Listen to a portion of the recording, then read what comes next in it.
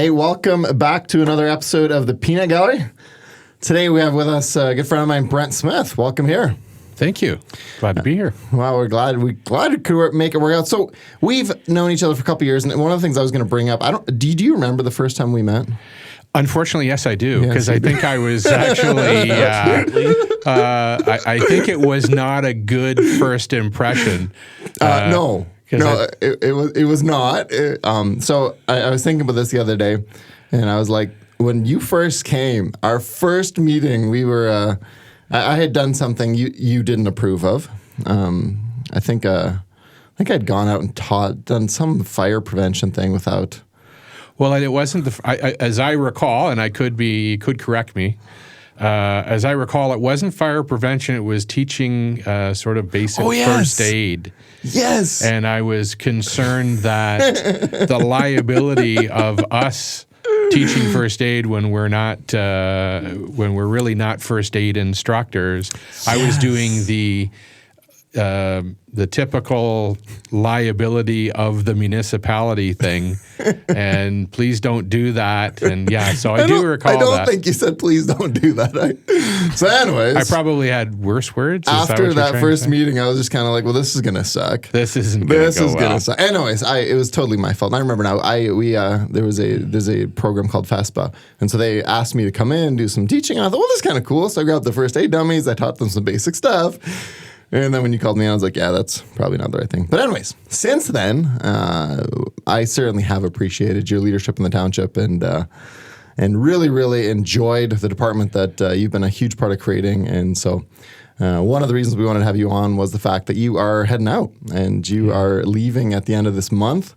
And so just before we get going into anything else, just a huge thank you. A lot of the citizens don't actually know the work that you do. And that's part of what we're going to talk about today because as a pastor, I understand that feeling because nobody knows what we do. And everybody assumes we work 40 minutes a week, which is not true. It's like 45, but whatever. Could stretch it to 50. Well, sometimes, but then they kind of drown you out. You lose people around the... No, but so what does the fire chief do? So it's some of those kind of things we want to talk about, but just really wanted to say thanks. Thanks for your service. And you've served for a long time, not just in Malahide and other areas, but a huge thank you. You've been a good friend, a great leader. And you will be definitely missed after you leave. So, well, thank you. I obviously leave with mixed feelings. I'm excited about the opportunities that have presented themselves and things that I'm going to have an opportunity to do. Yep. However, I've made great friends here. I look at the majority of our fire department as family to me, and that will never change. Said I may be going 30 minutes down the road, but I'm still completely here. My heart is here, and I'm always going to be available to assist anybody that may require it. Awesome. So talk a little bit about who you are. So one of the things I love doing about the show is kind of getting to actually know some people. So you don't have to give me the long story, but kind of where are you from, kind of, and then how did you end up here in Malahide? I know you were in Port Stanley before and a bunch of stuff and armed forces. So give me a bit of a backdrop of who Brent Smith actually is. Okay. Born and raised in St. Thomas. That explains some things. But yeah, exactly. My father worked for Canadian Timken. Okay. Right from the day they opened the plant. He was a returning World War II veteran and started with Timken when they opened in 1946. My parents built their home in 1951, and that was the only home I ever knew. Oh, really? My mother worked usually downtown in jewelry stores. I think she worked in about 3 jewelry stores through her career. So one thing about my mother, she knew everybody in the city. Obviously went to school in St. Thomas and then went to college in London after that. Didn't really go too far from there. One of the things with my father being a veteran and my family having quite a history of service to our country, that my father, with the 3 of us, my 2 older brothers and myself, decided that on our 16th birthday, the first thing we would do is go out to the armory in St. Thomas and Wilson Ave and be enlisted as a reserve soldier, a militiaman. And of course, I was raised to believe that that's just what was going to happen. I knew that that was going to happen when I turned 16. So did that with the Elgin Regiment, and then later 31 Combat Engineer Regiment when it re-rolled. So I did just about 21 years in total service there, ending working at the end working with cadets, working with youth. Okay. So 12 to 18-year-olds, which was very rewarding in its own as well. So when I got out of that, my middle brother Alan had started being a volunteer with the Yarmouth Centre Fire Department, and at that point it was Yarmouth Township. And when I got out, he said to me, since he had been in the reserve and Alan actually had been in the regular army as well, that this was really a rewarding thing to do, because in the military you train for war, constantly training for war, hoping to never go to war, and thankfully I never went to war, but never really had the opportunity to put training into practical application. And one of the things that he said is, with training to be a firefighter, everything you learn, everything you train to do, you will be putting in practical application and helping people. So that kind of intrigued me, and that got me started in the fire department with Central Elgin in Port Stanley. And I spent a considerable amount of time there. My brother, Alan, ended up becoming a fire chief of Malahide Township for a very short period of time. He was killed in a car accident on January the 1st, 2004. So he'd only been chief in Malahide for about 4 months at the time, 5 months maybe, but loved it. His short period of time here, he absolutely loved it. So shortly after that, I got hired by the City of London Fire Department, but all along wanting to continue in the volunteer world and hopefully be part of that. So when the opportunity came about for Malahide, the first thing I did was apply, and I was very fortunate and was hired by the township to lead Malahide Fire Services. So I guess that's the sort of short down and dirty of where I come from. So I've always been very local. Interesting enough, though, that my involvement being from St. Thomas in the Malahide and Elmer area was minimal. I really didn't know a lot about Elmer and Malahide, even though it was a short easterly journey on number 3 highway. If you're not from here, there's not many reasons to be like, hey, we're going to Malahide to hang out. So. Yeah, no, absolutely. I mean, I had an aunt and uncle that had a trailer in Port Bruce, so I remember going there on odd occasion for barbecue and those sorts of things. But, I went to Port Stanley Beach, not to Port Bruce Beach and things like that. So, limited. But one of the beautiful things about coming here is the diversity, and the different communities and cultures that exist here that are quite amazing. And I've just been so privileged to be part of that and get to know the people that I've gotten to know here. Yep. And I've heard the Mennonites are awesome here. I absolutely would agree with that statement. Albert, you know that I was corrected by an individual because I used the term Mexican Mennonite, and I said, "Oh my goodness, if I've offended all of my numerous firefighters that are Mexican Mennonites, I better make an apology to these folks." And then when I did, and you being included, I was looked at like, what are you talking about? I'm very proud Mexican Mennonite over here. So what is a fire chief? So there's a lot of, I think we've done a better job explaining kind of how the volunteer world works, but what is your role actually within Malahide Township? Like, how does that work? What do you actually do? And then maybe talk a little bit about how the difference between the full-time and volunteer world that you've worked in. Sure. Well, obviously, it's evolved greatly from even when I started in the fire service. When I started in the fire service, it was do the best that you can, show up, and try to help people. And somewhere in there's sprinkled a little bit of training. Yep. But not necessarily structured and not necessarily certifications that come at the end of it. That's the way it was. But it's evolved greatly. So now, obviously, we have a budget that has to be created, presented, and approved by council to run the fire service. And that's everything from our facilities to our equipment to certainly the training and the gear that the people have, and following all the legislative compliance issues that we have to that's put forward by the province, the reporting that has to be put through by the province, the billing through insurance companies, and so on and so forth. So to a certain extent, it's like a business or a business model when it comes to that. And more importantly, what's happened is now the actual structure of training firefighters and in everything that we do, from medical response to fire suppression to auto accidents, farm accidents, water rescues, technical rescues, fire prevention, public education. There's all the components that go into the fire service. So it's overseeing that, administering it, ensuring we're compliant legislatively. And probably the biggest thing now is ensuring that all firefighters are trained to a level that is equivalent to that of a full-time firefighter.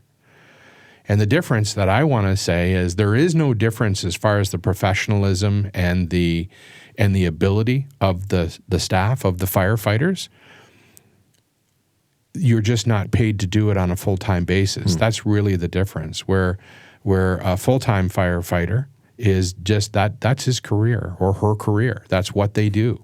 Where with us, we have everything from clergy to teachers to mechanics to you name it, body shop managers, all kinds of walks of life, which bring different perspectives and different skill sets, and that's it. But they give back to the community through their training and responding at all times of the day and night to help out the citizens of this municipality, and do it well. The point where I have stated it before, and I will continue to state it, is that the firefighters in the township of Malahide are as good, if not better, than firefighters anywhere else. And I'm very confident in the job that they perform and the saving that they make for the people here. So I don't see the drastic difference in other than a full-time firefighter receives a paycheck, and that is their full-time job. But our firefighters volunteer, are doing it because they have great big hearts and they want to help out in their community and they want to make a difference. And they even respond at 3 o'clock in the morning and have to get up Sometimes at 5 or 6. Slowly. Sometimes slowly, but we absolutely have great turnout and provide a fantastic service to the people here. Yeah, it's, you know what, and it's funny. So I've been on for 15 some odd years, something like that. But when you're younger, those 3 a.m. calls, like you just jump up. The pager goes off, you're up, you're dressed, you're gone. At this stage, it gets a little harder. 3 a.m. is hard. But yeah, it has evolved a lot. And so I was curious. So when you started, because you started in Stanley, if I'm correct. Correct. What was that like? Because in Malahide, when I started, it was you had to attend 3 meetings. And if there was a spot, then you got a pager. And then you just kind of started getting trained as you showed up. Well, that's kind of exactly. I think I can tell you the very first training session that I went to in Port Stanley. That was I think 3 hours in total.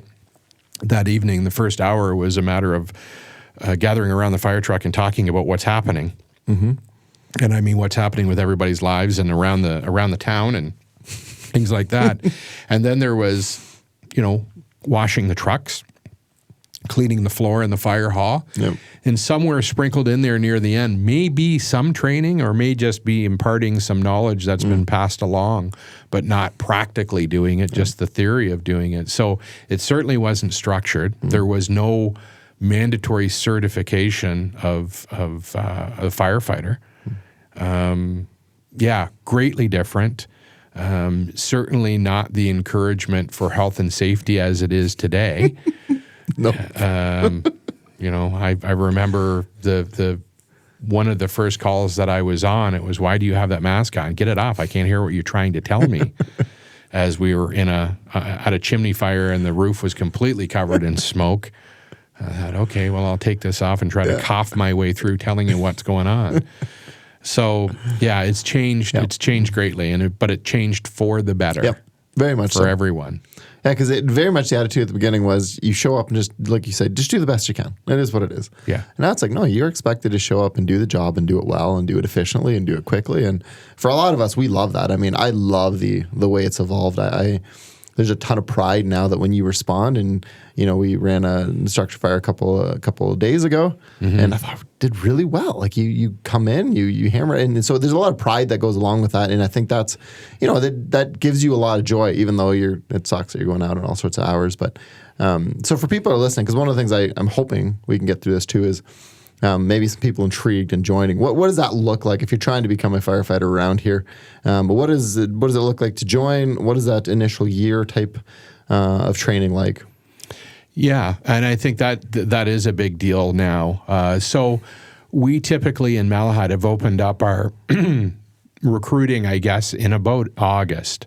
And we run it through to the end of September. And typically at the end of September, we look through the applications that we have.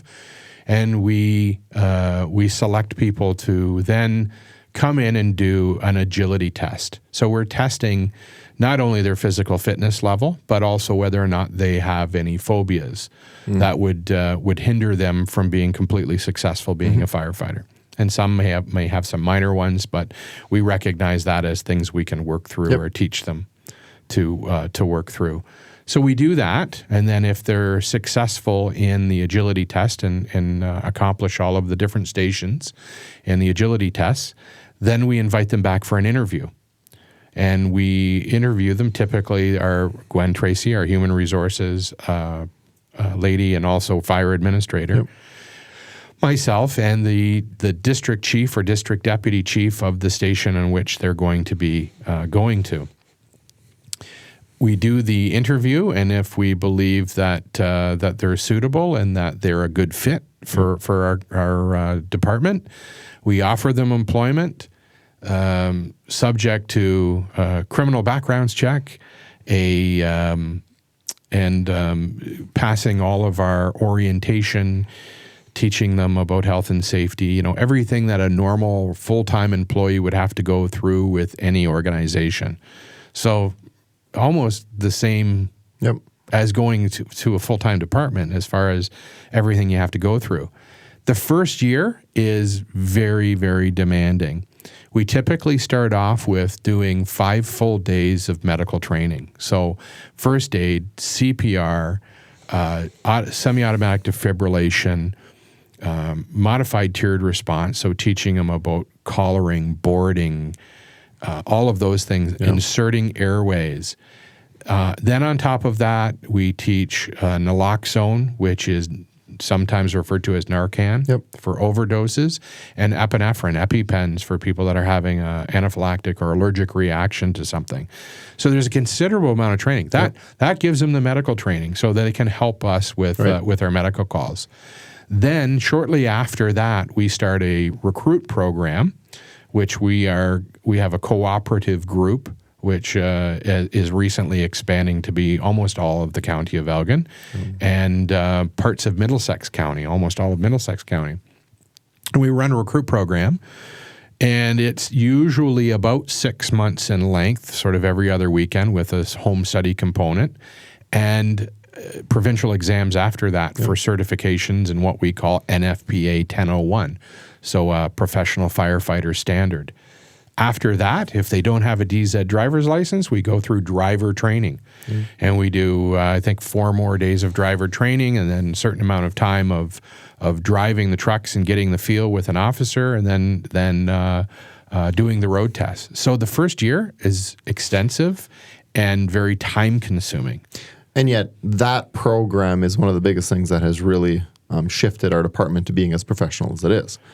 Because you show up, and I know when people listening, they're like, I don't know if I'm going to have that much time. Like, that's asking a lot.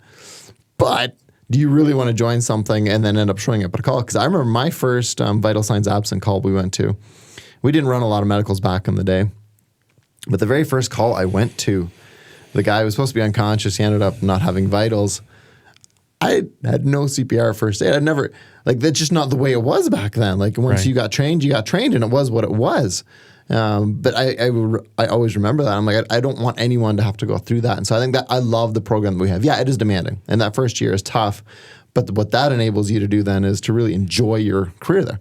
Now you actually know what you're doing. You can really be a part of the team, because one of the things with volunteer world that's a challenge, you don't know who's coming. During the day, if guys are gone, or during weekends, especially when the camping is open and the world's open again, we have no idea who's coming. And so it might be 4 new guys and 5 experienced guys. And so I love that program. I think it's great. I know for people listening, maybe it's like, but you will feel equipped, you'll feel trained, and really you get to start making a difference pretty early on, which I think is huge. It is. And a big benefit to Malahide. So let's talk. I want to get to something that I'm very passionate about, and that is helping deal with trauma. Mm-hmm. So one of the things that you have been very instrumental in is the critical incident stress management team for all of Elgin. So talk a little bit about what that team is, kind of your involvement in that, and then we'll talk a little bit about what that actually looks like. Sure. So the critical incident stress management team for Elgin County was started in 1999, and it was started by my brother, amongst others. There were some other foundational members, but my brother was part of it. And recognizing that there was an awful lot of people suffering in silence after some of these significant incidents, and that if there's a way to assist people to deal with it, to feel better about it, that's what needed to happen. So they approached the County of Elgin for funding to do so. It was $10,000 that the County of Elgin gave to the team. The team was made up of, at that point in time, members of different departments within Elgin. Not all, mostly Central Elgin at that point in time. Some Southold members, I believe, were part of it, but I think that was about it initially.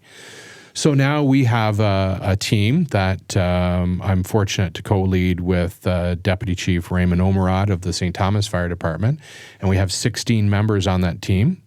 We have police, EMS, a police member, 3, I believe, EMS members, and the rest are made up of firefighters representing every county, every fire department in Elgin County. So there's representation there. That team then can be activated by any fire department at a significant event, and we will, I'm the first point of contact, Ray certainly is the second. We will assemble, call our team, get our team together if necessary, attend the scene if the scene's still going on and the chief or incident commander is determined that it would be helpful to have us come directly there. And if not, we will meet them back at the station and do a real quick 20-minute defusing. So in other words, just help them to understand what they've attended and maybe what they should be doing over the next day to 48 hours to help themselves a little bit. Validate to them what they're feeling as being normal. And we come back in 48 to 72 hours after that as a group, our critical incident stress management group, and we do then a full debriefing, which takes about an hour. A round table debriefing takes about an hour, and it's peer-based counseling. And what works so well with peer-based counseling is you're hearing and you're getting thoughts and advice and some direction from other people that have been in the exact same place that you have.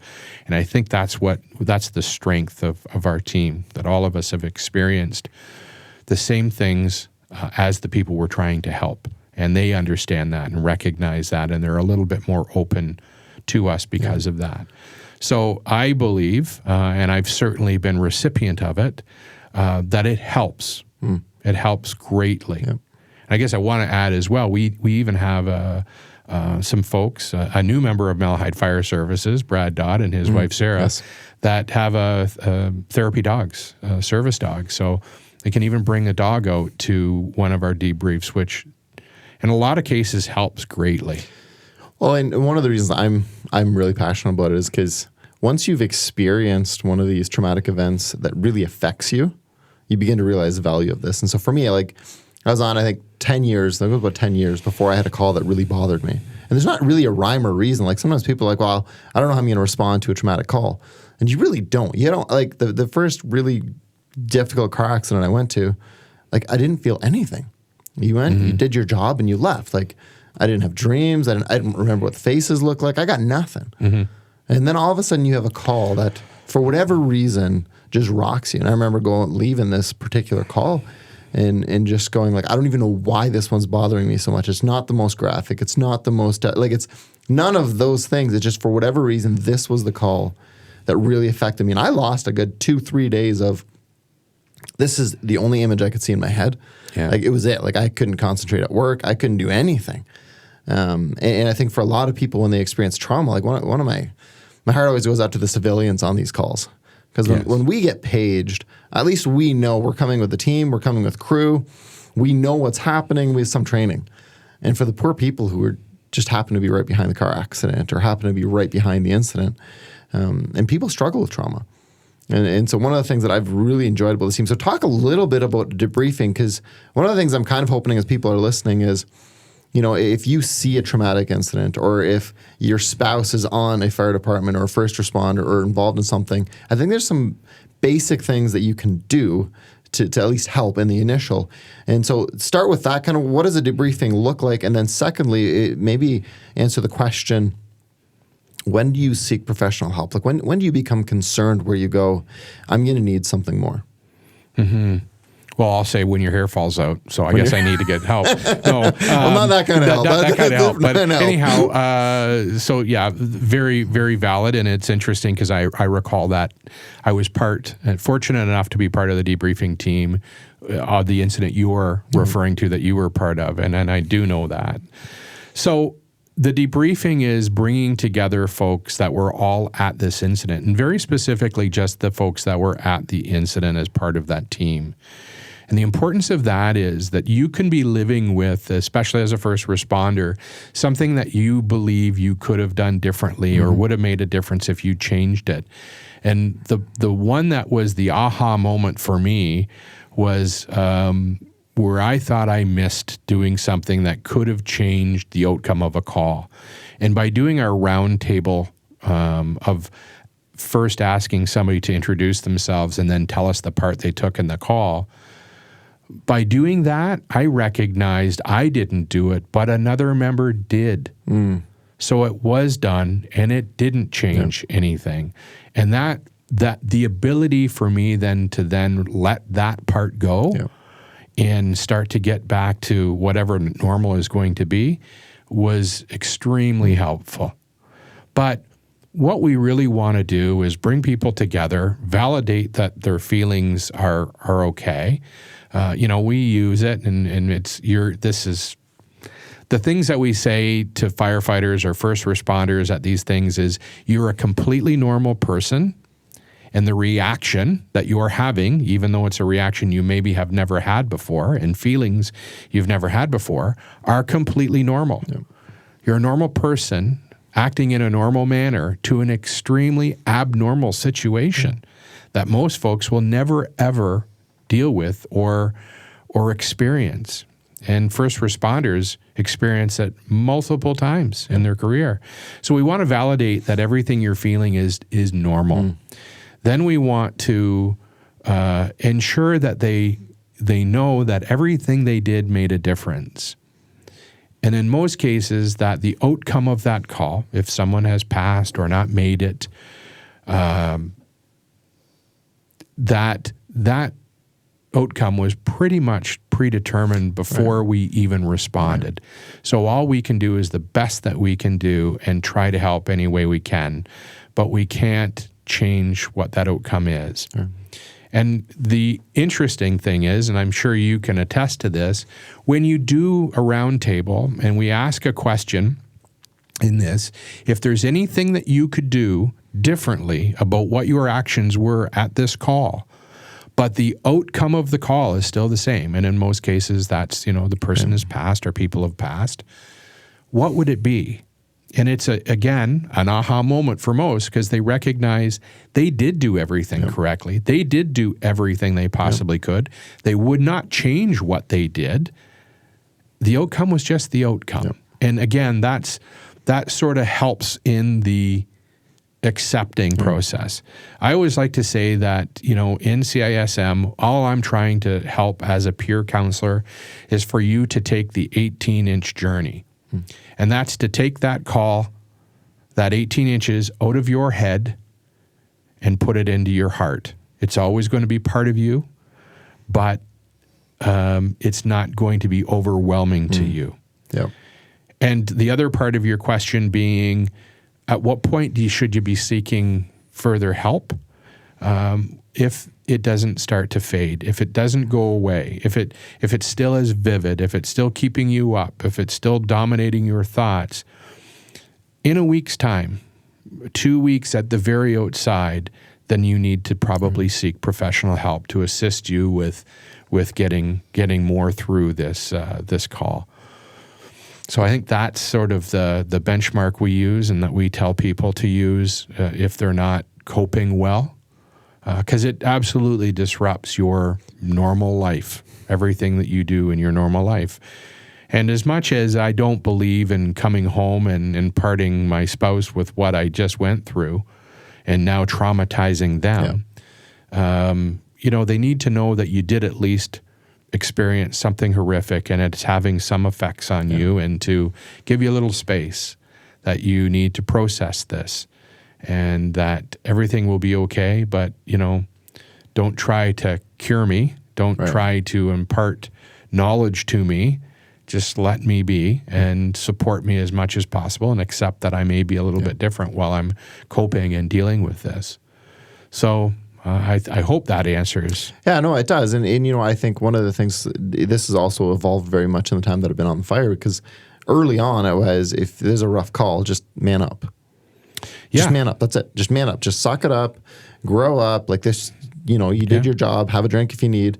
And I love the fact that we've gone away from that to say, no, like you went through something incredibly traumatic. Like, those things don't go away. And I think as we've been on and we've had some members leave because of traumatic events and you see it affecting them, just because time passes doesn't mean it goes away. And the way you're going to now navigate this and deal with it really sets you up for a better future and a longer future. Right. I know for me, one of the things that they had explained to me was that all these calls, you kind of have a shelf. And if you don't deal with them, eventually that shelf is going to come crashing down. And so it was very interesting. So after this call, and that really bugged me, then all of a sudden all these other calls started to bug me. Correct. And it was just one of those things where I'm like, man, I'm 6 years removed from this call, and I'd get to an intersection and go, wow. And you begin to get flashbacks and all this stuff. And so I love the fact that we have this team. I think it speaks a lot to our mental health and the mental health of the guys. And that really affects, you take that home. If you end up, not taking care of yourself, you're going to go home and it's going to affect your ability to be a husband, going to affect your ability to be a parent. One of the things with trauma that we often realize is that your temper is shorter, your ability to be focused is shorter. And so I love the fact that we're doing that. Again, thanks for your time in that. And thanks for your time here. We could, there are a lot of elements to this that we could spend a lot of time talking. From day one, where I would say pissed at you would be the right terminology that I can say. I think I could see that in your body language at the time. Yes, you could have. And so from there, and the relationship we formed, and just seeing what you've done in Malahide, and sometimes we need to have those tough conversations. So I know it's in the wrong. And I think I said this first up, and I do believe that it's the responsibility of any department, any municipality, for you to be able to return home in the same physical and mental condition as you came to that call. And it's really important that the mental health aspect of it is dealt with and dealt with correctly. And the expression that I can tell you from, and probably most first responders will remember this from the old guard, was suck it up, buttercup. You'll be fine. Well, I never felt fine most of the time after these calls. So we do need to make sure that everybody's mental health is taken care of, and you'll have a much more rewarding career. And hopefully you'll be able to help others have a rewarding career by recognizing that this is a very normal component of it. That's where the difference is with volunteer departments versus full-time. They're spending typically 24 hours with each other. They can go back to the hall and talk it through. We leave the call or go back to the hall for a very short period of time, and you return home or go back to your job, where you get to try to process that all on your own. So, it's the most important part of being successful as a first responder, and certainly is my number one passion. I'm going to continue, even though I'm moving on, I'm still going to be part of this particular team because it's that important to me. And it is a very interesting thing when you leave work and you go and you deal with something like a VSA or a car accident or something, and then you leave there and you just come back to work and you're like, I'm just supposed to now go back to work. Like it's your brain struggles with that. But I can still remember the first very traumatic call that I went on. It was a double fatal motor vehicle accident. And I got back, this is the first significant incident, and I got back, family was having dinner. I certainly didn't feel like eating dinner. Right. And I just wanted to remove myself because emotionally I was all over the place. Sat on my front porch. My neighbor was out cutting his grass, and I wanted to go over and thrash him because I'm thinking, you unfeeling son of a gun. Do you not realize 2 people just passed in a horrific motor vehicle accident and you're cutting your grass? Well, what would he know? That happened 5 miles away from where he was, and his day was normal. But it was that sort of reaction that I had, and those are the reactions left unchecked and validated that people have, and like you said, leave and leave without getting the help that they need. So, yeah, it's the most important part, the most important component of being a first responder. All right, so where are you heading now? After you leave Malahide, where are you heading? What's the position? So I've accepted the position of basically the same position, Director of Fire and Emergency Services with the municipality of Strathroy-Caradoc. So department-wise, it's essentially the same size as Malahide. It's 3 stations, around 75 firefighters. But where Malahide is just under 10,000 people, Strathroy-Caradoc is rapidly growing, and they are somewhere in the 25,000 population range, I think, is what they guesstimate now. Yep. And an awful lot of growth to the point where the department needs a helping hand to get to the next level of delivering service, whether that's potentially what we call a oh my goodness, I'm missing the word. Composite. Thank you. Composite department where there's maybe a few more full-time people and volunteer component on top of it. But I'm excited about that.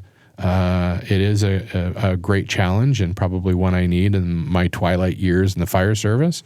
But I still leave Malahide loving every member and feeling like they're my family, and will always be there to assist in any way, shape, or form. Hence why I'm going to stay on the county team and hopefully turn it over to you and Ray to be the leads on it now.